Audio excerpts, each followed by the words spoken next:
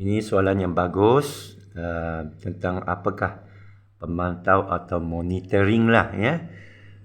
Iaitu orang yang di belakang sistem, apa sistem digital pun, bolehkah dia tahu berapa jumlah rakyat secara individu maupun aggregate mana secara statistik lah, berapa jantina lelaki perempuan, berapa kahwin, berapa bangsa apa ini semua.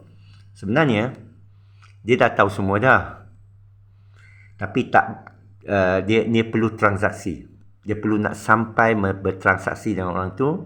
Itu sebab ID digital ini di bawah sistem development, sustainable development goal, tujuan pembangunan yang boleh dikekalkan, yang boleh bertahan kononnya lah, sebelum 2030 ya.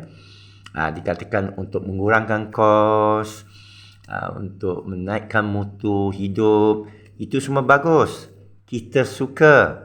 Masalahnya pengalaman dengan badan dunia ni di bawah United Nations Bangsa Bersatu-Satu ni, iaitu WHO, organisasi kesihatan sedunia ini, apa yang dia lakukan dengan mengikut telunjuk penaja utama Neil Bilpaga yang tuan punya Pfizer, kita dah hilang kepercayaan. Mana? Mereka dah berlaku curang kepada kita.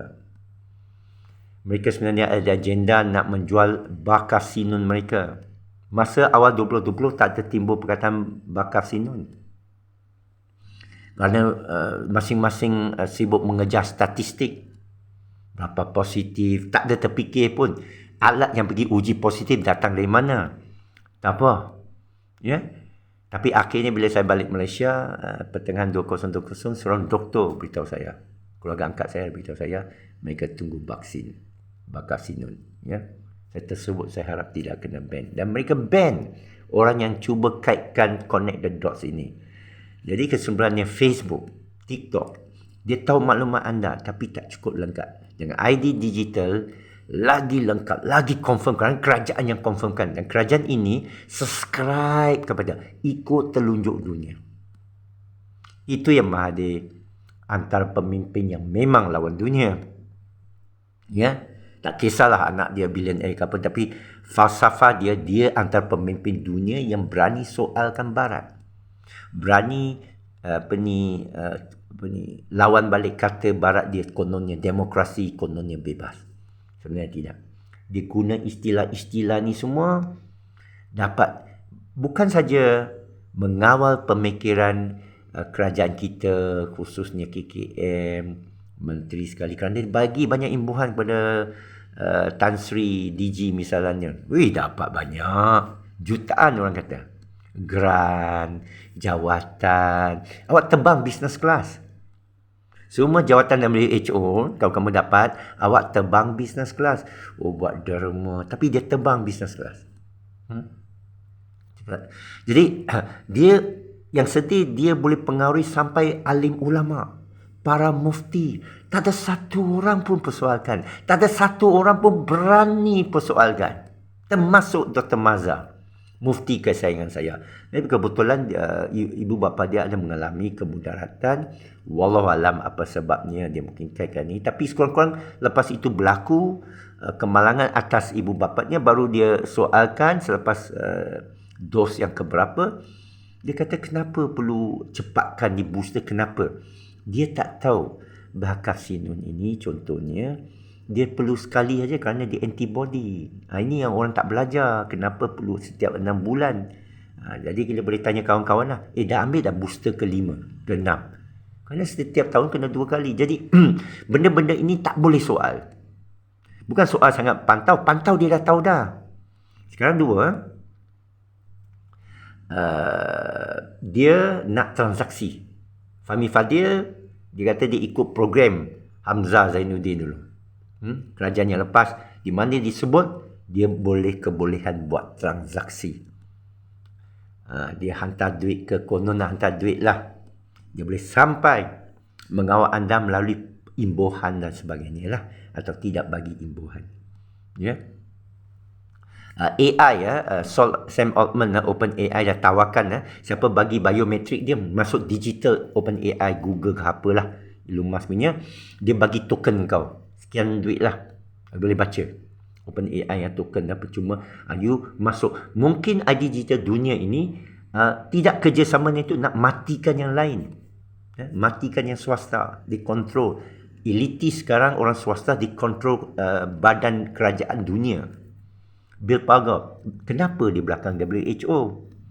Kita bijak untuk fikir, tapi kebanyakan kita hidup sekadar makan kais bulan, senang hidup sendiri, lepas pergi akhirat jumpa Tuhan, okeylah selesai.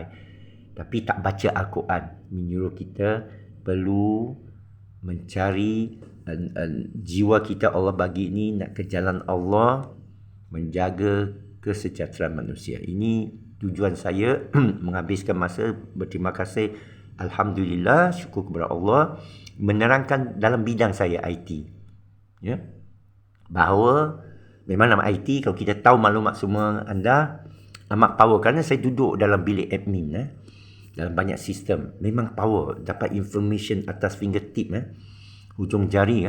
Saya tahu anda di mana, saya tahu anda buat apa. Kalau anda penting lah, bukan anda penting, berbilion manusia pasaran kita, tapi kita nak push secara kelompok. Jadi digital ini kita boleh kata terjaminlah, kita jangan bagi kerajaan luar lah semua. Pengalaman WHO 3 tahun lepas sudah membuktikan badan dunia tidak ada niat ikhlas, jujur. Dia boleh matikan soalan daripada para doktor. Kalau kita panggil shut up, tak apa. Doktor pun dia suruh shut up. Yang tak subscribe, tak ikut telunjuk dia, akhirnya nak tolak vaksin saja. China pun dia lawan. Dia tak mau China punya Sinovac apa ke, ada vaksin dia. Dia pergi tomahkan kononnya China penyakit. Dia pergi buat berita lah. Kerana musim sejuk ni, Disember, musim sejuk, memang banyak orang sesama, batuk.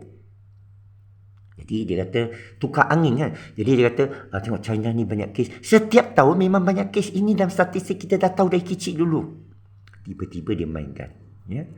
Okey. Kalau statistik macam kemalangan jalan raya 7,000 mati setiap tahun. Kenapa tak stop jalan raya? Hari raya jangan bagi orang balik kampung. Atau 5 batu sejam, 10 km sejam, tak akan accident. Siapa lebih kita denda. Kenapa? Untuk selamatkan nyawa. Nampak? Kebanyakan motosikal. Kenapa tak ban motosikal masa raya? Kebanyakan mati motosikal masa raya. Kenapa tak ban gula? 23,000 mati daripada penyakit serangkai. 3 serangkai. Buah pinggang, jantung, darah. Ya? Jadi kita jaga kita kesihatan. Saya setiap hari lari 5 km setiap hari. Pun sakit lutut saya kau apa, saya jogging lah perlahan. Dalam masa 50 minit, 5,5 km. Jaga diri. Memang benci nak pergi hospital. Dia asalnya tempat baik untuk jaga kesihatan orang, tapi sudah di kepunyaan kapitalis, pharmaceutical, big pharma. Doktor-doktor semua jadi kaya kerana komisen daripada jual ubat mereka. Ya? Kemoterapi kita tahu untuk ubati kanser onkologi 7% saja berjaya, tapi mahal sampai jatuh rambut kita semua. Masih dia makan sekarang, tak boleh disoalkan. Kamu akan kena ban. Siap-siap saya kena ban. Baik dah dulu cepat. Ubat-ubat lain tradisional, dia kata alternatif. Padahal tradisi lebih lama daripada konvensional. Dia lebih konvensional, dia lebih tradisi. Oh, alternatif, seolah kamu baru. Bila kita kata balik pada cara sunnah Nabi, kolot, tidak ada kajian. Tan Sri Diji kata sebenarnya dia pandang kolot. Ini saya soalkan keislaman dia. Orang yang pandang sunnah Nabi, saya tak ada sebut begitu. Saya kata ada hadis yang palsu. Macam korma azwa, 4 biji korma. Hadis daif. Madu, ayat Quran tak apa. Tin dan zaitun, itu usul. Di sini nanas. Di sini buat ni ketum. Faham tak? Kerana di tanah Arab Allah bagi logat sana. Tiadaan sana tentang gurun pasir, tentang jannah, tentang air sungai mengalir. Kita di sini, kita kena terjemahkan dalam logat kita. Kerana ada ayat kata, kami tak hantar seorang Nabi melainkan dalam logat kamu. Sekian, terima kasih. Assalamualaikum warahmatullahi wabarakatuh.